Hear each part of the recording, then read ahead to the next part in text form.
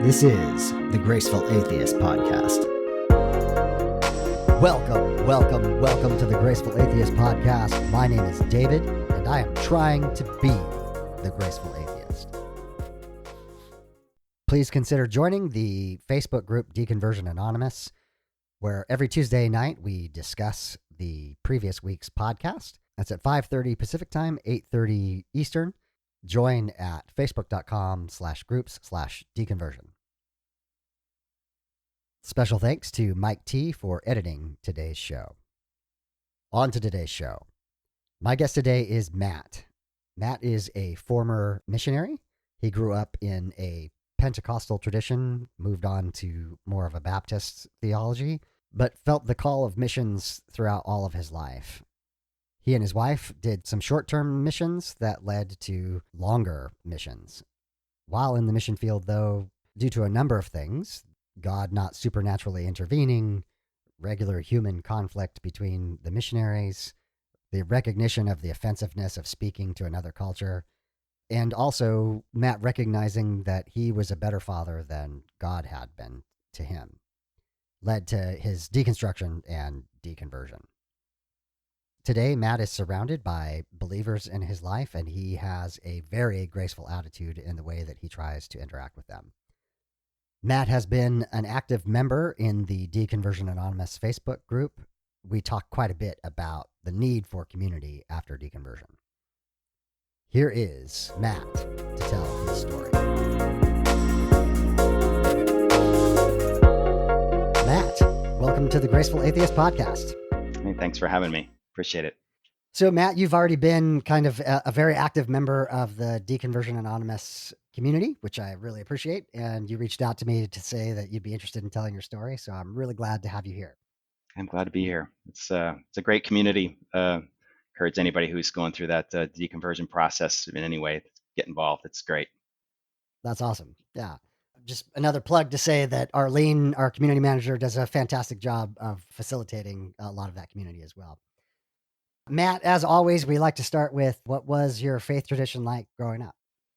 Yeah, so my folks were in sort of Lutheran and Methodist type traditions when they were younger, but in the late 60s, early 70s, they got sort of saved in this wave of Pentecostal tempt revival movements.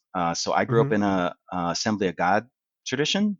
That was the kind of thing. So that's for folks who maybe are less familiar. That's a Pentecostal, like they call it the full gospel, right? So you got everything and the Holy Spirit, right? So Spirit filled, yeah.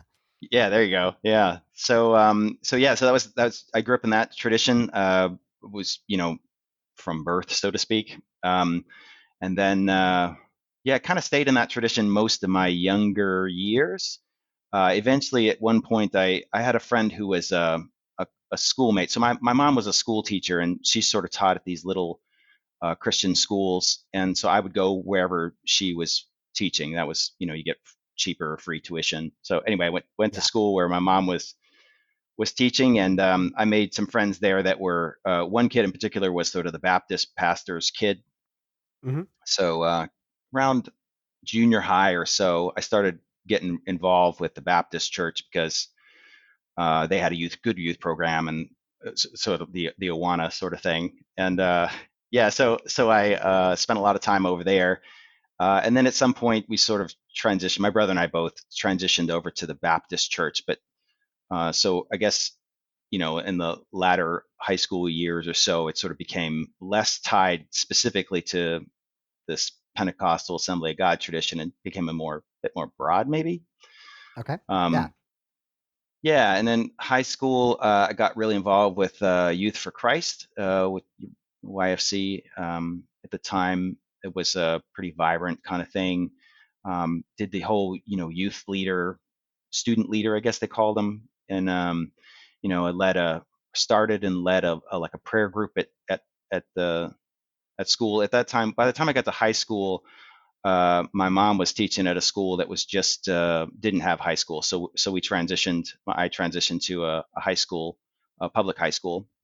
Mm-hmm. So at the public high school, I started a prayer group. I was sort of encouraged through this Youth for Christ environment to sort of be a leader and step up and do stuff. So Yeah, yeah. so You can't just sit in the little pew. You got to do stuff. no, no, and I think I was a pretty motivated kid. So I mean, Yeah. it was something that I wanted to do as well. Was the idea that you could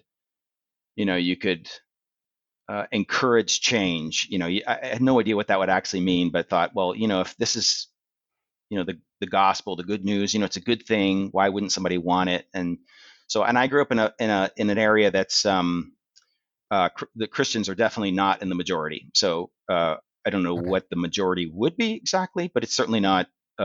Christianity is not the assumed mode. Hmm. So there was a sense that you had to be uh, a bit evangelistic about things because it wasn't like there was a majority culture that sort of affirmed that the gospel was um, right necessarily, or even that it Yeah. was rational. So there was sort of a sense that you kind of had to be a little bit more, do a little bit more because it was important stuff and people didn't know about it, right? Because I guess the assumption then was people would accept it if they knew it, they just didn't know it, so that's why they didn't accept it. It's funny you say that, in that I think that's one of the things that is most fascinating to me when I talk to believers now is we deconverts, those of us who have deconstructed, what have you, don't fit that category, right? We Yeah, do know. And like, and so all of all of their ingrained responses are incorrect because it assumes that the person they're talking to doesn't actually know.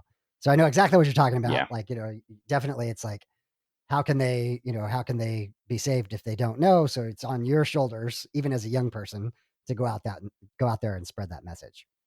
Yeah, yeah, and for me, it had a lot to do with the way you behaved. I mean, it was about words for sure. It's because people would say, "Well, you need to." I forget the phrase is, but something like you preach the gospel with your words, but more with your actions, or something like that. So there was the idea that we're trying to. I think the phrase was live out loud. This idea of Hmm. sort of being a good example in the wider context, and that good example would cause people to ask questions, and then you would have these opportunities to sort of share the good news with people, right? So Right. I not only did I would say I bought off on it, but I mean I loved that. I was not a super obnoxious guy. I'm a people pleaser by nature, so I didn't push real hard, but I was excited by that idea that we could share and we could be brave and all that sort of stuff.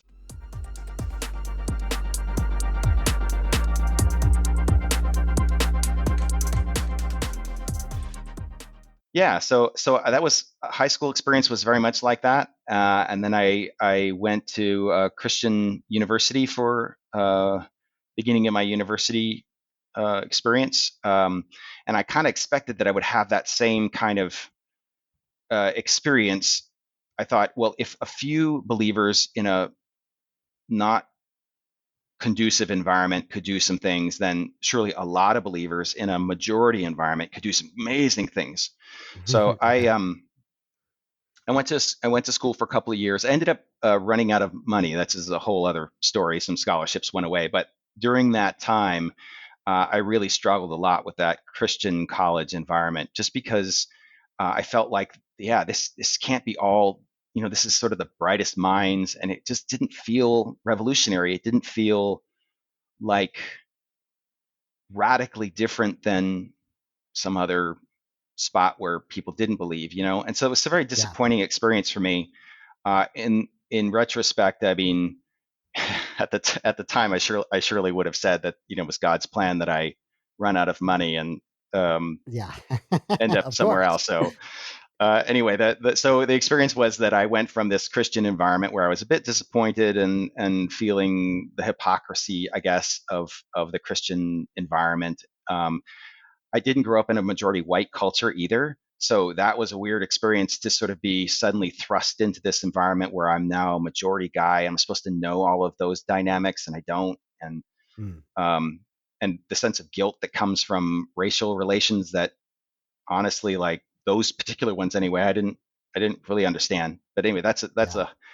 a it was an experience. So I went from this Christian college and I transferred to the state school because state schools are cheap, Yep. relatively speaking. And and then I swung the other way. So it was like, now I'm surrounded by heathens again, so to speak. Yeah. And Yes. A persecuted uh, minority. yeah, yeah, right. And it was a challenge. There was a challenge to it. And I think I respond to challenges in that way, that I feel like, okay, now buckle down and sort of make things happen, so to speak. Um, Yeah. so that was a big transition for me, sort of where I was almost on the edge of declaring myself an agnostic over the hypocrisy side, and then I sort of swung back again. But I got a little taste of it there. There was some questions that rose in my mind about, um, what does the gospel do? Like, how does it Mm. work? And what are these words we use? What do they mean? We're talking about being transformed and those sorts of things. But then I kind of, oddly enough, by transferring back to a state school, I sort of, like a rubber band, a little bit, sort of bounced back into shape. Okay, Hmm. I know what I'm about again. So yeah, the next sort of phase of my life, finishing up school, not really a lot went on then. I had a little bit of interaction with, I don't know how many people will be familiar with the Church of Christ. It's not the mainline Church of Christ. There's this version of Church of Christ that's really active in universities. They're super gung ho. They're super, Okay. like, culty. Anyway, they hit me up a couple of times. I got a little involved with that, and that pushed me. Let me think too that, so those guys are really aggressive. But we're not doing that. We're doing the loving version. Anyway, so there was some interesting experiences in there, but basically, okay, so get done with school and get on with life and that sort of thing. Um, I think I had always, when I was younger, we would have missionaries come through and talk at the church and stuff, and so there was this sense that that's important work. And I had never, I don't think that I had really thought that's what I'm going to do, but it was always in my mind that, like, someone needs to do that.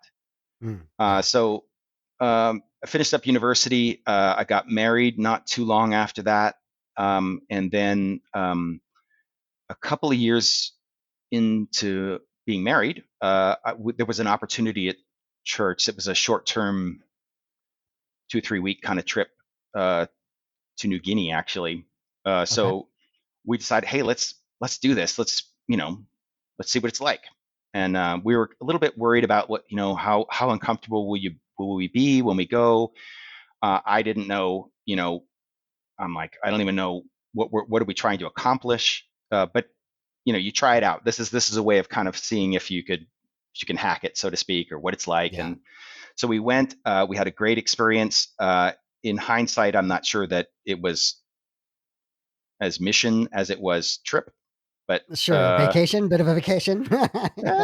it was challenging. But yeah, Okay. it Yeah. was yeah. So we went and we did this, and I had some incredible experiences. And we came back and we said, hey, uh, I think the main realization was we thought that people that lived overseas were these sort of super uber people, and they had these skills and these sort of personalities that were larger than life.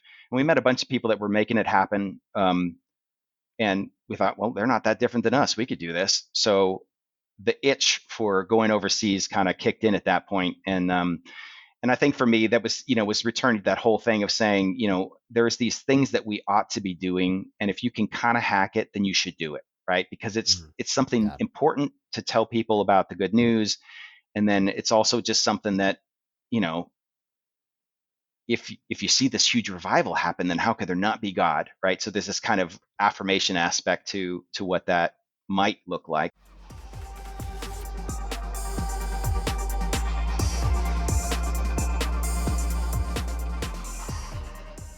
So we started that planning process, and we ended up, took us, I don't know, probably a couple of years to get everything together, and we ended up going overseas the first time. So the first time was that trip, this 2 week trip. The first time we went for any length of time was just a couple of years. The organization we got sent with sort of saw us as young, and they're like, "Good, we're glad you're excited," but they kind of didn't think we had enough, um, sort of education and some other things that might be necessary long term.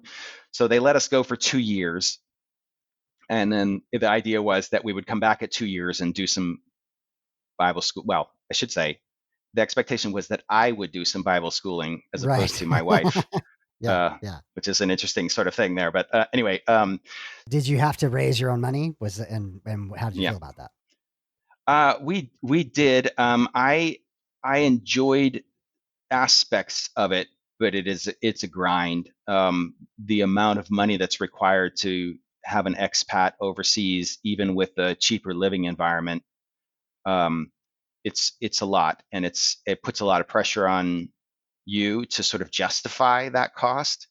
Hmm. And then there's also this. So the headset that we were trying to have was we're partnering with all these different folks on this project, this important project, right? But really, it often feels a lot like cajoling, Yeah. folks to kind of get on board. And then there's this sort Yeah. of weird thing where people say, oh, I'll pray about that, which is, the non-committal answer, right? So you're still like, but Right. I actually need to know. I need a yes or a no. And I'm not a hard sales guy, so it's hard for me to it was hard for me to sort of do all that follow up and to get there. But we did it, and there really were some great times of connecting with people through that process. So it wasn't all terrible, but it was tough. Yeah, Yeah. I dodged the missionary bullet because of fundraising. Like I was yeah, gung ho. I wanted to do it really badly. And then when I understood the commitment to, fundraising, and I just knew that wasn't my skill set. I wasn't going to be able to do that. So that's the only reason that I didn't yeah, find myself in a mission field. So yeah. I understand that fully. That's it is a daunting process. yeah. Yeah. So and it helped that with that first time we knew ahead of time we were talking about 2 year commitment. So that helps a lot. As some folks, they don't know what it could be forever, right? So for the people that are joining them, then it's sort of like, well, can I do this? Can I give, whatever it is, $20 a month forever, right? So that helped us a little bit. It was an easier process because there was a time frame associated with it.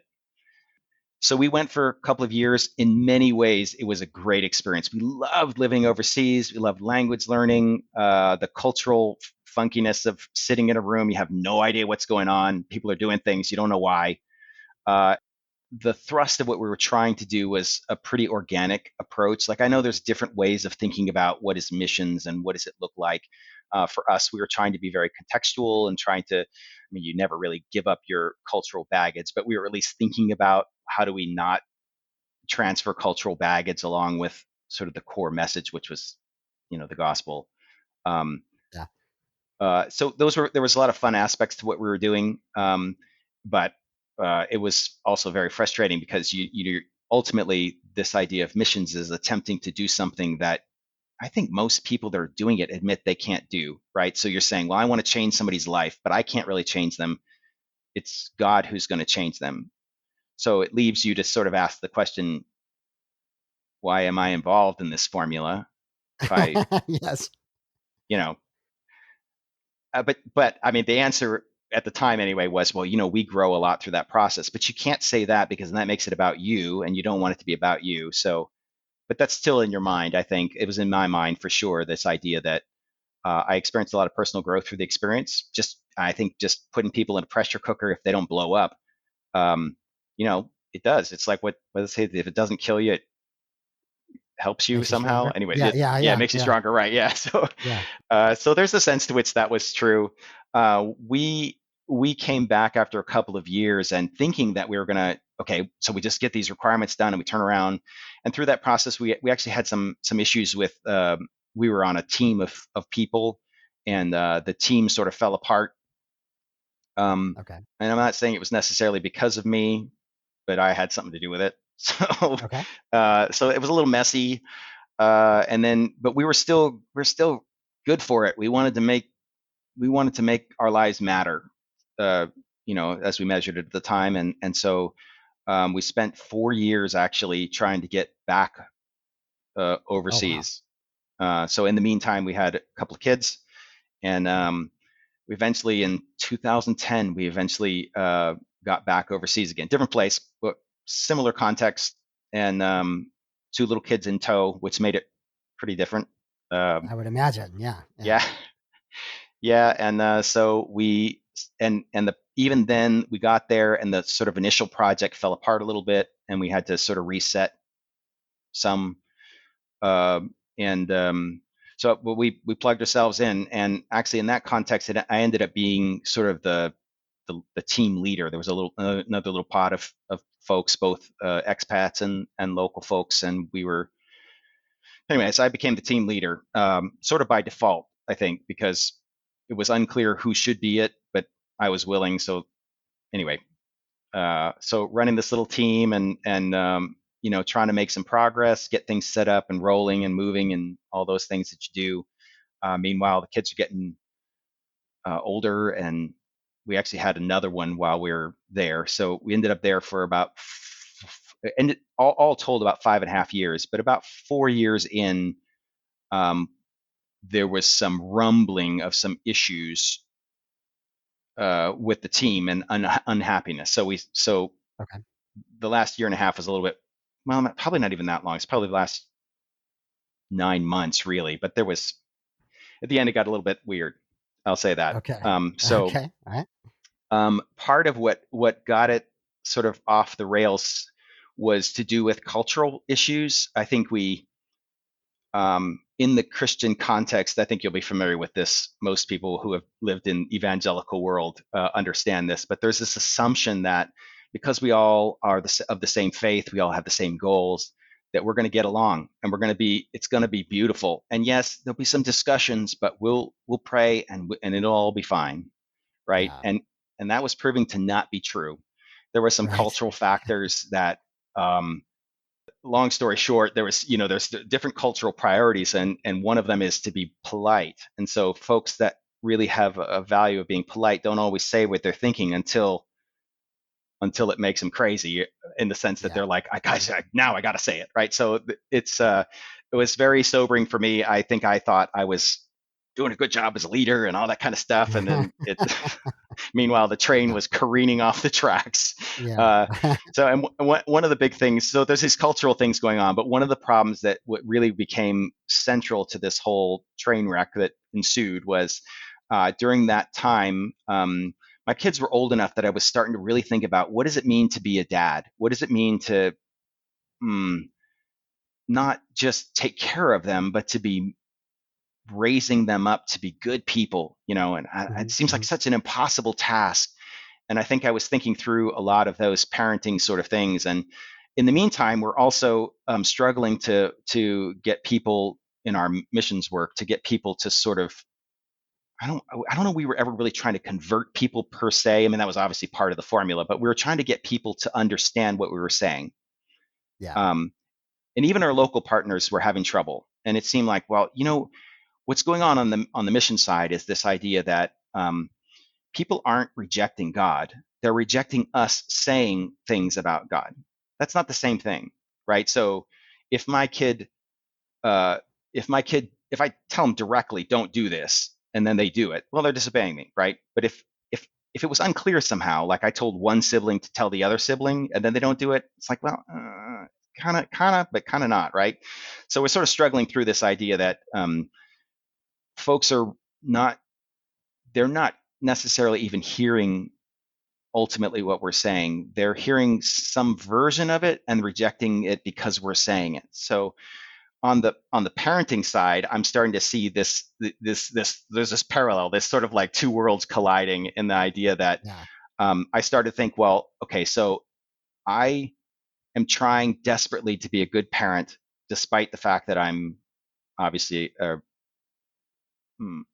mean, I think I'm a regular guy in some ways, but I got my quirks and my problems, and but I'm still trying to raise my kids in a way that gives them the best shot at life, and gives them the best shot at being good people and that sort of thing. And I'm thinking, like, so connecting these two things is like, so on one hand, I'm seeing God not do the things that I think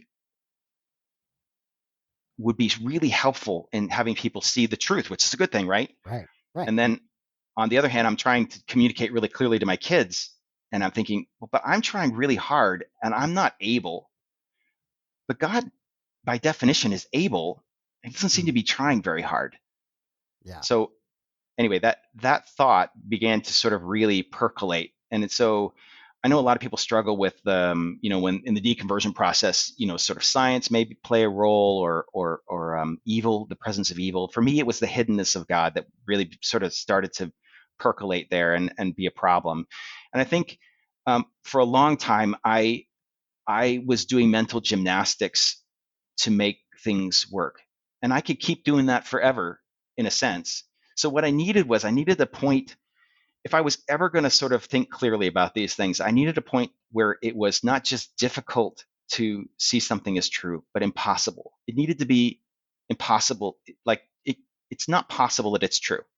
So, Right. and I think that point's different for everybody, but for me, that point was, I remember specifically where I was. I had this thought that's like, but if I parented like God parents me, I would be a bad dad. I would be a bad Mm. parent, which is then, so the impossible part of that is then, if that's true, at that point, I hadn't necessarily said Sure. definitively it's true, but I was at least worried Yeah. that it was true. And I was like, I can't, I need to figure this out. So the result of it for me is that I spent pretty much every conversation I had with anybody who was in the faith after that. So I'm surrounded by folks that are professional missionaries, that are, Yeah. there's pastors involved in the formula. There's all these sorts of folks, and I'm asking everybody, okay, so tell me how God talks to you. How do you know that it's God and not just some voice in your head? Like, because I mean, I feel like I've done that before, where I've had a thought and I've been like, oh, maybe God's telling me something. And then I realized it's ridiculous. It's a even in the Christian context, you say Yeah. Oh that's yeah. not God, right? So, so I would ask everybody. I'd be like, how do you know? And all of the answers were so unsatisfying. Um, there was always these, it's a whisper, it's an urge, it's consistent with the Bible, things like, which, I mean, that's fine, but it doesn't feel very substantial. It doesn't feel like something you base such important ideas on, right? So, Yeah. uh, yeah, so I started down this path of really thinking through. So we have a relationship with God. What does that mean? We're using the word relationship, but we obviously mean something different. We say God speaks to you. Does he? If he does, then you obviously mean something very different by the word speak. And there was this sort of like Right. unraveling of these words that I just Yeah. always just taken, because I grew up in this experience, right? So I never had to say, what does that word really mean? Yeah. You just ran with it, right? I think one of the things that I observed or even articulated to myself while I was in my faith was something that you just intimated at, where it was easy to say, this thought that I've had is from God. But it was equally easy to see when someone else said, God told me to do XYZ, that clearly Yeah, wasn't God, yeah, right? It yeah, was yeah, super easy to tell when it was someone else. That wasn't God speaking to you. yeah, It yeah, was not so clear for inside your own head. And so that's part of that deconstruction process, is going, oh, wait a minute. I could be just as wrong or mistaken as someone else. yeah, yeah. So I mean, and I really just didn't find something substantive there, and it really started to bother me that I kept asking people, all kinds of people from different backgrounds and stuff, what is this experience of being deeply connected to God? And I just got unsatisfying answers. And at the same time, thinking through what we're doing. So we lived in a context where to convert from uh, to convert to Christianity was a costly experience. So for folks that Right. that converted, it was a serious endeavor. They would lose a lot. I'll say it that way. So I would say to the team, I actually had said it quite often. I would say, you need to be sober about what you're asking someone to do when you're presenting the gospel. You're asking them to give up their life, like in a literal sense, and sometimes in a sense of like losing their jobs and their families and all those kinds of things. Right. So I'm not saying don't do it. At least at the time, I wasn't saying don't do it. What I was saying at the time was we need to be conscious of that, and we need to be very sober about our own experiences, because we're also, we're thinking through this idea of how do we not present cultural baggage along with uh, the good news, and with the other work we were doing as well, because we would do community development work along with that. So we're trying to Okay. empower people and do all those things. But the point was to say, with all these things we're doing, we need to be very sober about what we're asking people to do and be willing to ask those questions of ourselves as well.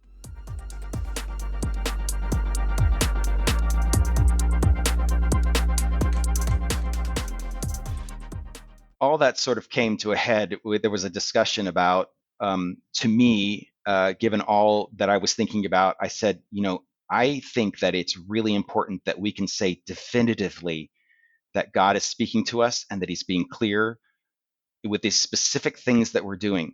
Because otherwise, we're asking people to make sacrifices and we don't know for sure that it's God telling us to do that. I mean, yes, I know there's the Great Commission, but that could be fleshed out in a lot of ways. So are we doing the right thing? And we need to hear from God. So my teammates didn't appreciate the intimation that they weren't hearing from God. Right. Whatever filter people get between their brain and their mouth, I don't have. So I said pretty directly, like, I'm not sure that you are hearing from God.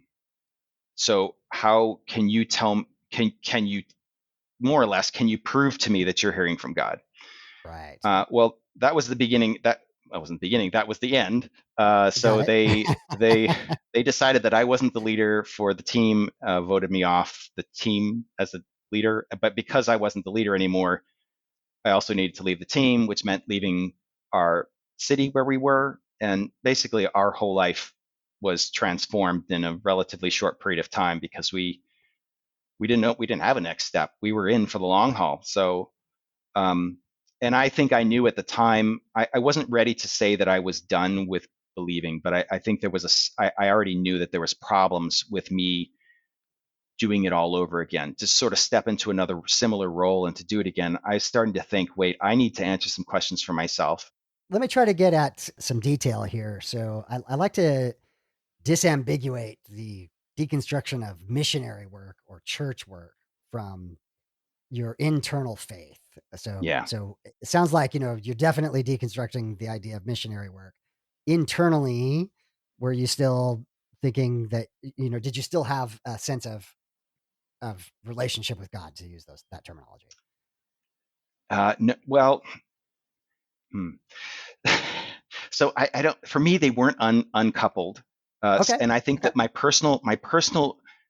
personal faith changing was was an integral part of why the idea about missions was changing. So it sort of was Okay. me first. I know that sounds terrible, but in a sense, it was my own ideas, and then that fleshed out into how the team was operating and so forth. So I don't know how many other people will relate to this. I think people will, but the idea that there's this idea that's out there that there's an expert in everything. So I don't know apologetics very well, maybe, but there's a guy who does that. I don't know the science of why, for a lot of folks, why evolution is wrong, but there's a guy who does. So I'm good because that guy's out there, right? And I Right. think there was a sense to which, when I was young, there was an idea was put out there, and that is that God operates where there's the greatest need. And so the idea was that, like, yeah, you don't see God doing much because you live in your little comfortable world and all that. But if you really went to the edge, if you really stretched out, it would be clear, right? So I don't remember ever thinking that directly, but I think that must have been in my head because now we were on the edge and it still wasn't working, right? So there was a sense to which I think that is a little disappointing, really, to think that, like, we didn't find this miraculous, overwhelming voice from the burning bush sort of experience there. We found it to be just like everywhere else. It's like confusing, and is God talking to you, or is it just something I ate for lunch? I don't know. Yeah, I wanted to ask, especially, your early days in the Assemblies of God, the disparity between the missionary stories when they would come to the States and tell their stories versus the actual experience of being a missionary in the field. Yeah, Is that what you're describing here? That difference? to a certain degree. I mean, yeah. So the stories that get told, in terms of these massive movements of people, I guess I'm a little skeptical. I always took that with a grain of salt, even when I was young. Okay. Sort of, there was guys that would go around.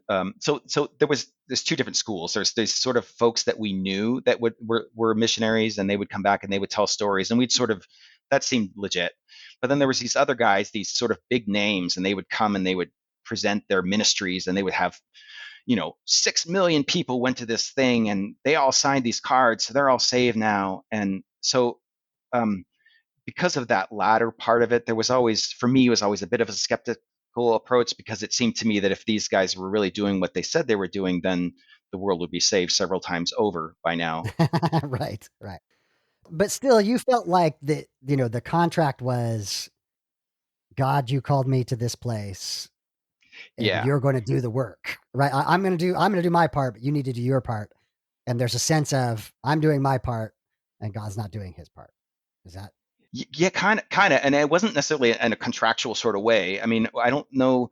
We were always told, you don't control God. You just do what you're supposed to do, and then God does what He does, right? So there was, I think that played out. But yeah, I think in terms of expectations, there's still this idea that you hold in your mind this idea that if something's gonna happen, it's gonna be God who does it. And then on the other hand, now people that you're hoping stuff will happen with, right? So like I have Mm-hmm. local friends, and I would love for them to have the truth as I saw it at the time, right? And Mm-hmm. but they don't, and I can't make them. And so then now it's personal, like, God, why are you not showing up? And then what you're saying there is true, that so then there's this expectation from these stories when I was young that these miraculous cool things happen when it's like, oh, I didn't know how I was going to get there, and suddenly a gas can appeared and I Right. had gas to get Right. there, or whatever, right? Yeah. And those kinds of things, I mean, you can see them if you want to see them. In the overseas context, there's stuff that happens that's quirky and weird, and um, but whether it's miraculous or not, at the time, it sort of seems like, well, it depends on your filter. Like, are you Yeah. inclined to see that as supernatural, or is that just like how life is here? So yeah, so there was a disjunct in terms of expecting the spirit to move mightily, because Mm-hmm. people were obeying, right? Because I mean, people, it was us, but still people were obeying. And so you say, well, shouldn't that equal this great movement? And it just didn't.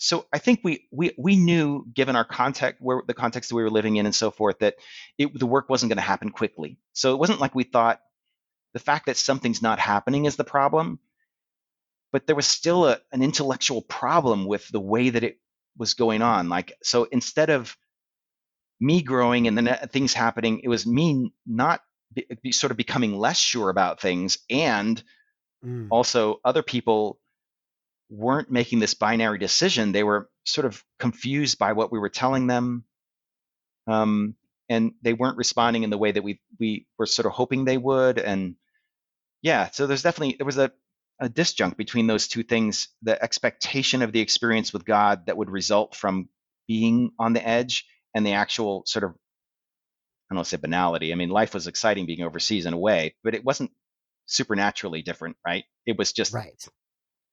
like People being people. culturally different. Yeah, right. Yeah. Yeah. Yeah. So we moved back home again, and I think there was a short period of time when we thought that would mean going back overseas. Through that experience, I had quite a few conversations. Once we knew it was train wrecked, had a couple of conversations with folks that were I saw as sort of like maybe wise elders, so to speak, and their response was some version of "You need to get that fixed," which was funny for two reasons. One is because it's like, why do you think I'm talking to you? I'm not wanting you to point me somewhere else. I'm wanting you to tell me Right. how to fix it, right? Right. But then the other part of that was that for me, I felt like all of my life, people said, don't accept uh, regular life, push through, grow, always try to be closer to God, to be more effective, and all those things. So there's always the sense that you're pushing on. I mean, that's not it's not uh, without comment that in the Assembly of God tradition, they believe in backsliding. So I don't think that Right. was necessarily my worry, but this whole idea that if you don't do it, you could lose your faith, right? So Yeah. Yeah. anyway, Yeah. but anyway, so through this whole process, I'm trying desperately to grow. I'm like, well, I see this as sort of a shortcoming, whether it's means not believing or not. That wasn't the point. The point was that I was trying to get closer to God, right? And so, in a sense, it felt to me like growth. But Mm-hmm. then people were saying you need to get it fixed, i.e., you're broken. So there's that as well. I kept sort of bucking up against uh, this idea that, but I am growing. I hear Right. you saying that I'm turning away or I'm breaking or something, but I feel like I'm growing. Um, so we went through. I went through a period of time. My wife didn't enjoy this phase at all. She hasn't really enjoyed any of the phases since then with Yeah. me anyway. But that phase was stressful for her. She said at one point, someone was asking, aren't you worried that he's like this? And this is before I said I wasn't a believer or anything. It just Right. was, I was questioning. She said, well, I'd rather he question that. That means that he cares about the answer than to be indifferent. Right. So there was kind of like, well, I mean, she's a good lady. She has Yeah. trouble with me, but she's a good lady. So anyway, I know what that's like. I know what that's like. So yeah, yeah. yeah. So I walked through that for a little bit. I read a couple of books, like Peter Enz's book, and some of those to try and back out a little bit. I couldn't make it work without the faith that I had. I couldn't make it work without having a God that was speaking to me, that was close, that felt real, that where I could know that it was Him. Um, so I was trying to figure out, well, is there another way of thinking about it? Is there another way of approaching it so that I could let go of some of those ideas, but still be a believer? And so I Mhm. kind of walk through this zone. I don't know what you call it, but sort of that more. It's a metaphor kind of zone. Okay. Yeah, sure. Uh, Yeah. but I just couldn't hold on to it. I didn't see the point. Like I understood that, and even now I find that there are values that come out of the Christian tradition that I still think are valuable, and there just wasn't enough there to hold on to, and I couldn't figure out, well, then what is it that, I mean, if they're good stories, there's lots of good stories. So why are these? What makes these good stories special? So there was a point, probably a couple of years. It probably took a couple of years after getting back from being overseas that I realized that it wasn't just that I was struggling, so to speak. It wasn't just that I was Right. doubting. It was that I didn't believe it anymore. I couldn't make it. I couldn't make it work. And I Mhm. um, yeah, one of the final sort of parting shots for me was, I I was thinking through this idea of how unfair it is that the one thing that Christianity requires of you, i.e., that you accept Jesus into your heart, that you believe in Jesus, right? It's the one Mhm. thing I Yeah. can't do. Like, I can't manufacture that. I mean, Yeah. once you see the emperor's clothes aren't there, even if they are, how do you make yourself see them? You can't, right? So this is the Yeah. one thing I can't do. And then I guess I came to that conclusion too, that as a parting shot, I was sort of like, well, you know what? The God that I want to believe in, even if I don't believe in God, the God I want to believe in is the kind of God who wouldn't shortchange us on the information and then and then sort of like condemn us because we didn't get it. Right. Um, so the analogy that I use is this idea that, I think about if there was a professor who's teaching at a university, and they teach a senior seminar. Every kid has to take the class. Every kid has to pass the class. The first year that the class goes through, let's say 1/3 passes, right, and 2/3 fail. So that means two Yeah. thirds of the kids don't graduate. Think, well, okay, so that's the whole thing of choice, right? Like, so a professor doesn't make their students learn. They just present the information, provide the best sort of scenario for learning, but ultimately it's up to the student, right? But if this went on for a series of years, there would be some questions to ask about that professor. How come you can't get these kids to learn, right? So the whole idea that you have to choose before you die, which is an arbitrary cutoff in my mind. Like, why is death a cutoff? But anyway, that you have to choose Mhm. before you die, that didn't seem consistent with the kind of God that I heard my Christian friends presenting anyway.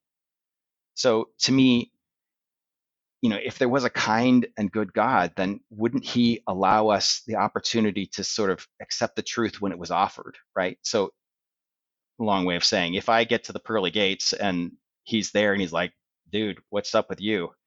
You know, okay, that seems like maybe at that point there's enough information to make an educated decision. But from where I'm standing now, right? Like Right. I Right. don't necessarily see that there's enough evidence to say one thing or another, and I don't feel compelled to say one thing or another, which has been it's a hugely freeing experience.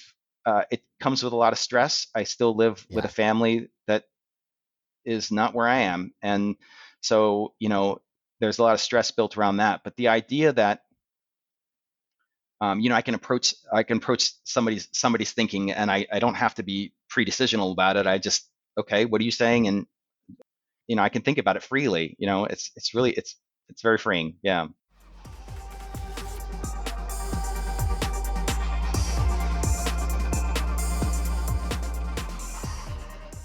If I can quote you in an email to me, you said, "My loss of faith meant the loss of my job, our home, and presented the loss of my family, though my family has survived so far." I wonder if you Yeah. draw a parallel, if not in degree, at least in kind, to what you were describing about the people of the culture you were presenting the gospel to, and how what the cost was for them. Have you experienced a similar cost in the opposite direction?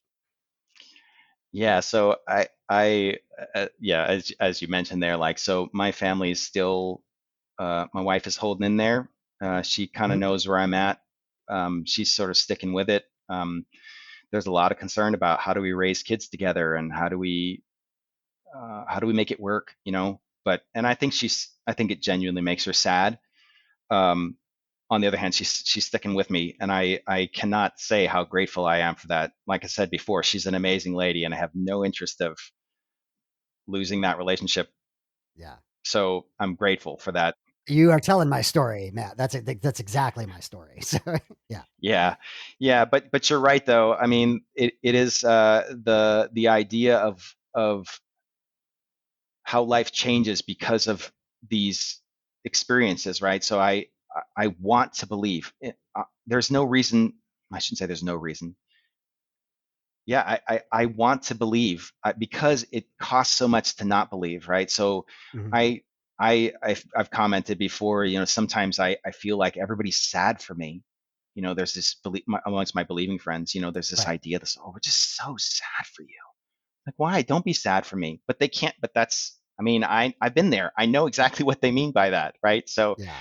there's this sense that um, people will say, you as a non-believer, you can't do the good thing. You can't do anything good. Your mind is, you now can't think straight. You can't, because it's sort of, the regurgitation of verses, but then aside from that being just a hurtful thing to say, I don't like it when people question my motives without asking first. But I mean, Sure. there's a certain aspect to which it just relationship doesn't flourish in those sort of circumstances. And so lots of, I mean, my whole world was wrapped up in evangelical Christian circles, and so it's tough to connect across Yeah. that gorge now. So that means that friends and family, and it's just not like it was before.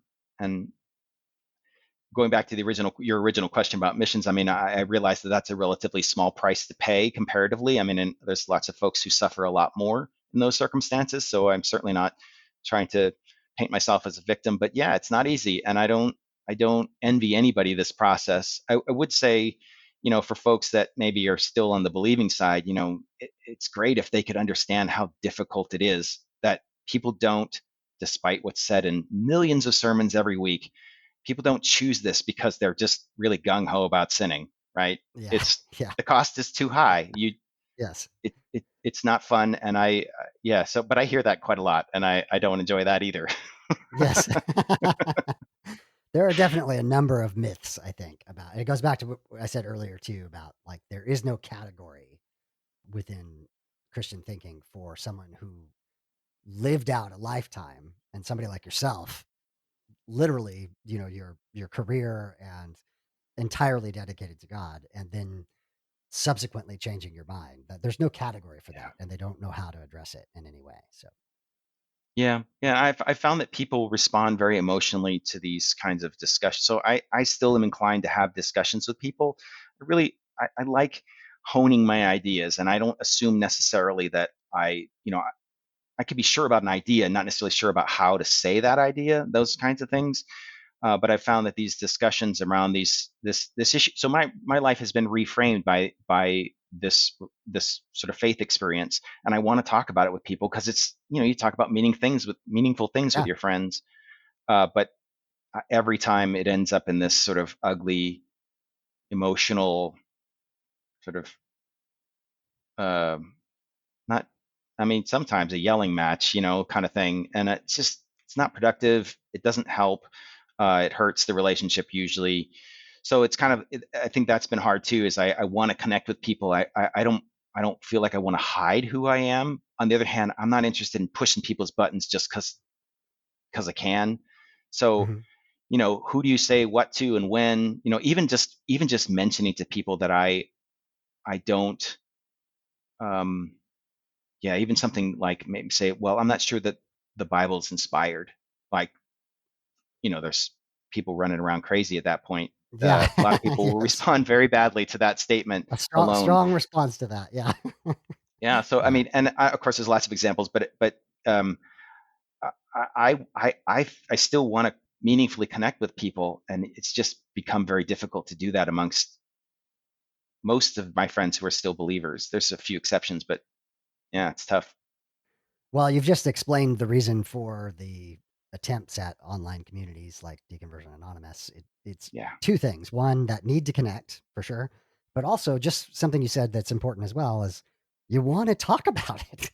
Like, Yeah. it's like your entire life has changed and you have all these thoughts and emotions about that. And typically there's no one in your immediate vicinity that you can discuss those things with. And so that's why we're trying to create this kind of environment where there are other people who get it.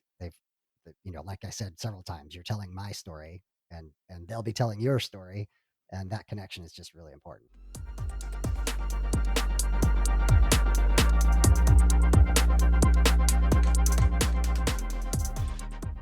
Besides the online community, what are some of the things that you have found helpful along this process? Any books, any YouTube videos, any other podcasts, that kind of thing? Yeah, I've been haunting YouTube quite a lot. There's a bunch of uh, once Christians who discuss topics. I find that that's a good community. I have trouble uh, on some levels connecting with people that have always been an atheist in the sense that Right. I always think if you attack Christianity now, even though I'm not in it, you're still attacking people I love, right? So there's this kind of sense that's like, well, let's not get crazy. So anyway, there's a bunch of YouTube channels that I check out quite regularly. Um, yeah, I connected with the Clergy Project, Okay. Yeah. which has been a great experience for those that you know have that experience of going from ministry into non-belief, or deconversion, however you want to say that. That's been a great resource. Yeah, we're big proponents of the Clergy Project here. Yeah, lots of friends Yeah, within great it. folks over there. Yeah, Yep, yeah, yep, yeah. And then a Deconversion Anonymous group has been great. It's been a good place to connect with folks. I have a reading list that's out there, but one of the things that I have to deal with is I have we share finances with my wife, and she doesn't always sure. agree with the kinds of purchases I want to make. So Yeah, there's some constraints there. yeah, Um, yeah, I mean, there is tons of materials I have still a long way to go. I mean, I think I actually deconverted in 2016 or 17. So it's been a number okay. of years, and it's still very much in the process. So like a lot of things, you want it to happen overnight, but figuring it out after train wrecking your whole life, it takes a while. Yeah. Yeah, yeah. Matt, I really appreciate you telling your story. I think a lot of people will relate to a number of aspects of it. So thank you so much for being on the podcast. Thanks for having me. Really appreciate it.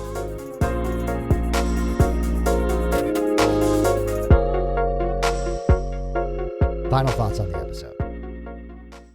think Matt's story is so important because, as he said, the divine hiddenness was the biggest problem for him.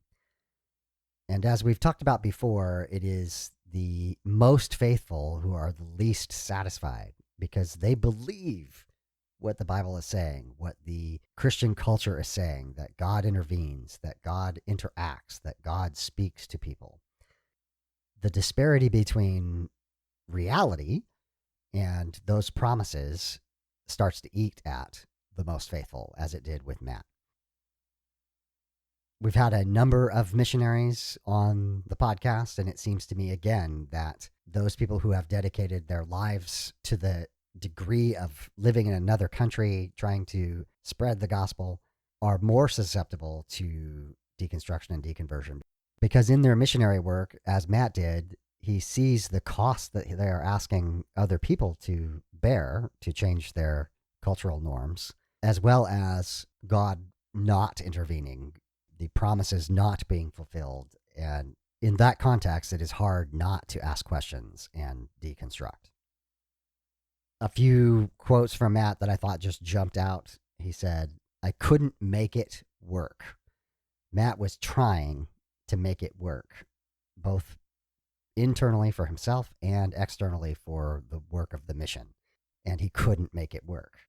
Again, Matt was one of the faithful trying to live out his Christianity, trying to live out the gospel as he understood it, and could not make it work. Another quote from him that I thought was really striking is that now, post deconstruction, deconversion, he says that he wants to believe because the cost is so great to him, wants to believe for the sake of his wife, wants to believe for his friendships and the relationships, but he cannot. One of the things I really appreciate about Matt is that he is concerned about gracefully interacting with the believers in his life and not shunning them or making them feel lesser than. He loves his friends and family, and he wants to keep those relationships. That is very much the message of the podcast, and that is what I mean by secular grace. Matt's story about recognizing he was a better father than God had been and thinking through what he needed to do to lovingly care for his children and have them grow, and what God was not doing in his life, juxtaposed against the promises that were made about God, I think is another really telling moment of deconstruction. I want to give a shout out to the Clergy Project. I was very glad to hear that Matt has engaged with them and is a part of that community as well. The podcast is very much behind the Clergy Project and the work that they are doing there. If you work for the church in one way or another, or employed through a faith organization, and you find yourself in the middle of deconstruction and deconversion, please reach out to the Clergy Project. We'll have links in the show notes. They can help. I want to thank Matt for being on the podcast, for telling his story with such honesty and self-awareness. Matt represents the sweet spot of this podcast, of those of us who have in fact deconverted, that we no longer can believe in the supernatural, and yet are very concerned about loving people, caring for people, living secular grace. Thank you, Matt, for being on the podcast. The secular grace thought of the week is about community. I think Matt expressed this so well. He has gone through his deconstruction, his deconversion. I think he's at a spot where he is comfortable and satisfied, but you can hear the loneliness, the isolation, as he describes being the only non-believer amongst believers all around, including being unequally yoked, as I know many of you and I myself are. And it was very telling that he wants to have these deep, significant, meaningful conversations with friends, but that often leads to hurt feelings or anger or hostility. We need a place to be able to talk about what we have gone through. Of course, I'm going to plug here the Deconversion Anonymous Facebook group led by Arlene, our community manager. As I've told stories over and over again, I see all the time empathy poured out for people who express this exact kind of isolation, this exact kind of sense of being alone. and recognizing suddenly that they are not alone, that there are many of us out there. But regardless of whether you join Deconversion Anonymous or some other community is deeply important. Find your people, find the place where you can be authentically yourself. You can speak without having to edit what you have to say. Be known and loved and cared about. That is what community is about, and we need to find that with one another and for one another. I'll add as well the gracefulness of Matt toward his wife, towards his friends, towards his believing friends, is also a critical part of secular grace. It is the recognition that some relationships are worth keeping, regardless of the ideological differences, the theological differences, and that it may take humility on our part. It may take laying down being right and deciding that being in relationship with people, humans, actual beings, is more important than the correctness of your philosophy and theology. The next couple of weeks, we continue the theme of community members from the Deconversion Anonymous group. We have Jan up next week. She has an amazing story to tell, also a former missionary. And then we're also going to have Jack, returning guest, who is going to talk about the accident that his daughter had that left her with burns all over her body and the response of the Christians around him and how he dealt with it personally, how he cared for his daughter, and the advice that he has to believers of what not to say when someone is suffering. Until then, my name is David, and I am trying to be the graceful atheist. Join me and be graceful human beings. Time for the footnotes. The beat is called Waves from Mackay Beats. Links will be in the show notes. If you'd like to support the podcast, you can promote it on your social media. You can subscribe to it in your favorite podcast application, and you can rate and review it on podchaser.com. You can also support the podcast by clicking on the affiliate links for books on gracefulatheist.com. If you have podcast production experience and you would like to participate with the podcast, please get in touch with me. Have you gone through a faith transition and do you need to tell your story? Reach out. If you are a creator or work in the deconstruction, deconversion, or secular humanism spaces and would like to be on the podcast, just ask. If you'd like to financially support the podcast, there's links in the show notes. To find me, you can Google Graceful Atheist, you can Google Deconversion, you can Google Secular Grace, you can send me an email, gracefulatheist@gmail.com, or you can check out the website, gracefulatheist.com. My name is David, and I am trying to be the graceful atheist. Join me and be graceful human beings.